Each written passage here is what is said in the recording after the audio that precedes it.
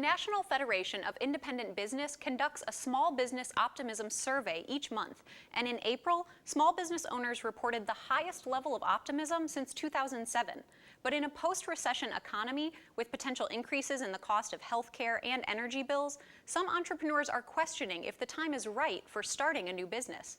I spoke with a local small business expert to hear his advice on turning a dream into a day job.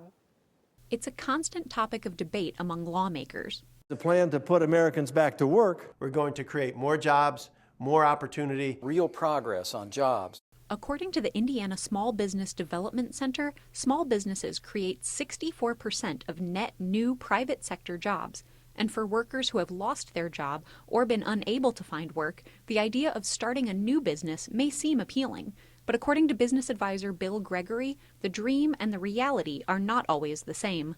It is not like having a 8 to 5 or a 9 to 5. It's not having a job where you get a regular vacation every year. It's not a job where you get every weekend off. It's not a job where you necessarily get a paycheck every week or every 2 weeks. As part of the Northwest Indiana Small Business Development Center team, Gregory works with entrepreneurs to help them start, maintain, and grow their businesses. During a recent Launch Your Own Business workshop, he advised participants considering owning a business to begin with a 3-point analysis of their idea. What we could call the 3 M's.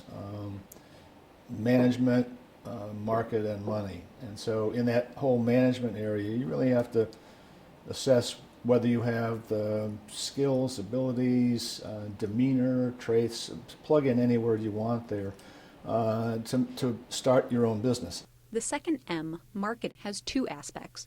Entrepreneurs should know the type of consumer their business will appeal to and be knowledgeable about their particular type of business.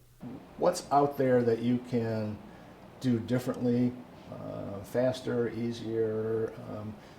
In that whole marketplace, what can you offer as a competitive advantage to anybody else? Do you know that market? So if you've had no experience in the restaurant field, for instance, and you want to open a restaurant, that may mean that it's not a good time for you. Maybe you need to do a little more research, or maybe there's another business that you could think about getting engaged in. The third M is perhaps the most obvious and most challenging: money. Do you have the financial resources to be able to do this? It doesn't mean that you have to have all of the capital to start up your business, but it certainly means you have to have a substantial chunk of it. Most lenders would say they're looking for 20 to 25% of the startup costs to come from the business owner. And so that's a large, depending upon the nature of the business and how big and how much the startup costs are, could be a large piece of money. Gregory says banks are beginning to lend more than in recent years, but that doesn't mean the criteria for business loans has relaxed. He says a well-crafted business plan is necessary for most loans, but can also act like a GPS, guiding the business into the future. It shows you where you're going, and it helps you think about how to get there.